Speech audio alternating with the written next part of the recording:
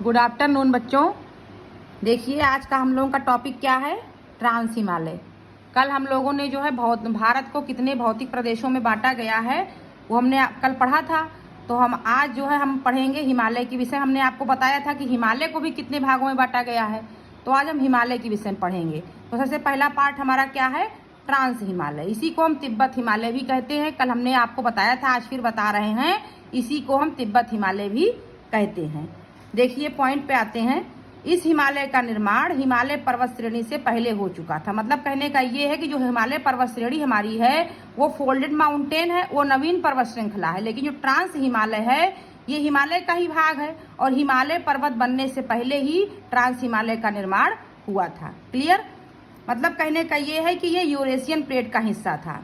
हमने आपको बताया प्लेट विवर्तनी के सिद्धांत में हमने बताया है कि पृथ्वी पर कई प्लेटें थी। वो प्लेटें जो है पहले एक दूसरे के समीप आई, कुछ जो है विपरीत गई, कुछ टकराई। उसी में से एक प्लेट थी जो है यूरेशियन प्लेट।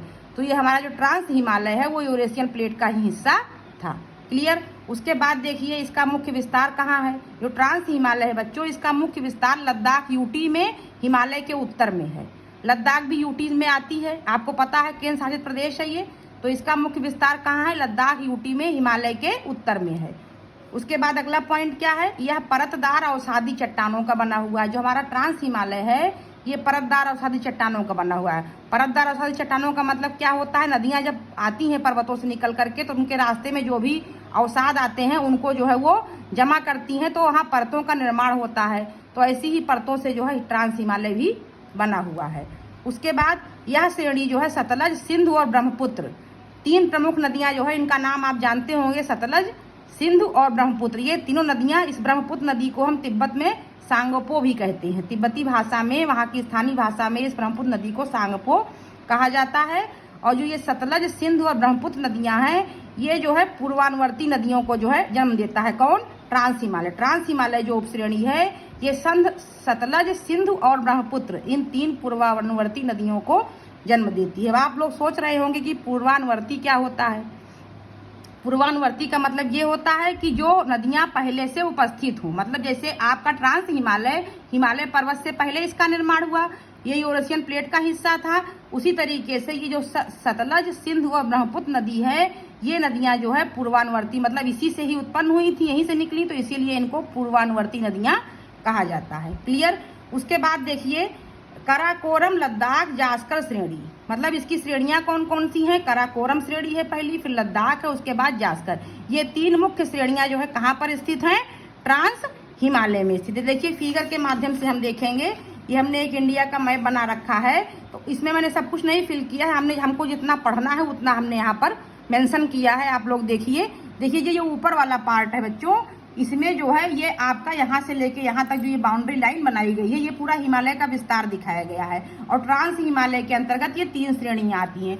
देखिए पहली श्रेणी ये कौन सी है आपकी, जो ऊपर दिखाई दे रही है, इसको हम कराकोरम श्रेणी कहेंगे। कराकोरम से नीचे जब हम आएंगे जस्ट, तो इसको हम कौन सी श्रेणी कहेंगे, लद्दाख श्रेणी कहेंगे। फिर लद्दाख श्रेणी से नीचे हम आएंगे तो ये क्या है आपका, ये जास्कर श्रेणी है। और ये बीच में क्या है, ये पूरा आपका हिमालय है। और ये जो यहाँ शिवालिक रेंज दिखाई गई है, ये शिवालिक रेंज जो है ये हिमालय का सबसे आउटर लेयर है।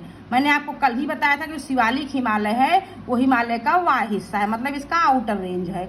और जो ये आपका ट्रांस हिमालय है, मैंने भी बताया आपको पॉइंट में, इसका विस्तार कहाँ तक है, तिब्बत तक है। ये आपका चीन है, चीन में ही तिब्बत आता है। और ये जो कराकोरम और लद्दाख श्रेणी है ये जस्ट जो है कैलाश श्रेणी से लगी हुई है। कैलाश पर्वत आप लोगों ने सुना होगा, कैलाश मानसरोवर जो हम लोग यात्रा पर जाते हैं, तो ये जो है इसी का एक पार्ट है। मतलब कहने का ये है कि ये कराकोरम श्रेणी हो गई, ये लद्दाख हुई, ये आपकी जास्कर श्रेणी हुई, और ये आउटर हिस्सा पूरा हिमालय, मतलब यहाँ से लेकर यहाँ तक पूरा आपको मैंने हिमालय का विस्तार दिखाया। जो डैश डैश दिख रहा है ये रेखांकित भाग, ये कई छोटी छोटी पहाड़ियाँ हैं, इनके विषय में बाद में हम आगे जब जैसे जैसे हम टॉपिक पढ़ते जाएंगे वैसे वैसे हम इसको डिस्कस करते जाएंगे। ये आपको क्लियर हो गया होगा। उसके बाद पॉइंट्स पे आते हैं। देखिए ट्रांस हिमालय के क्षेत्र में ही भारत की सबसे ऊंची चोटी कौन सी है, K2।